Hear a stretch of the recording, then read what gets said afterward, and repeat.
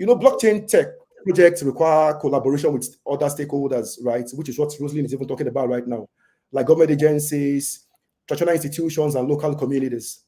From your experience, how can startups navigate these partnerships effectively to drive adoption? How do they go about navigating the myriads and vicissitudes that exist in setting up these partnerships and ensuring those partnerships yield results? How do they go about that? Okay, thank you very much, Saro.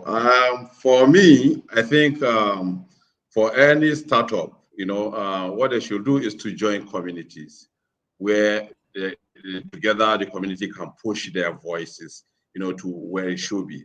So if you take, for example, there was a time where just simply having Binance wallet on your phone is a problem with law enforcement, for example. And so for us, that is what we think have to change. And we didn't just lie low. We decided to take it up. I think we worked with Babs here. We're all over, trying to educate them to say, look, this has nothing to do with criminality. This has nothing to do with Yahoo or whatever you say.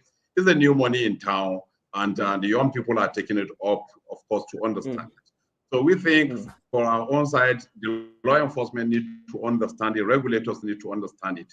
And we had to do a kind of a pro bono training for these law enforcement agencies across different states in Nigeria, across different zones.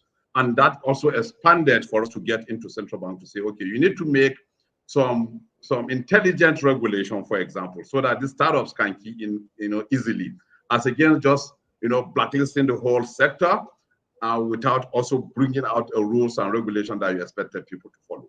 So they listen, and I think now we're training them. Every year we have 2 types of training for the central bank. So the whole notion is changing.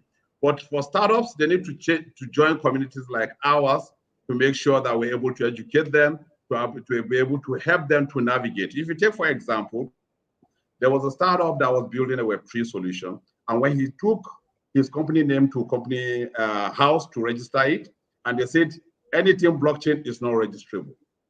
So for me, it makes no sense. It looks like they don't understand what is happening, and we have to take it up on their behalf. And it went straight up to the presidency, and the company registrar was called to make sure he registered it that day.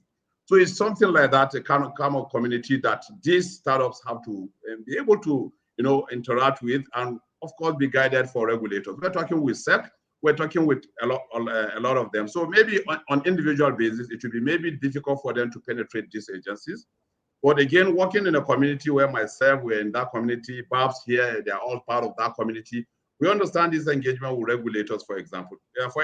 Just 3 days ago, I received a call from the director financial intelligence unit to say, hey, we are getting concerned because Nigeria is now on the FATF gray list, and we think cryptocurrencies is contributing to that. What do you think as an industry player? What do you think we should do? So because we are talking with them, we can be able to guide the new startups to know how they can navigate this regulation.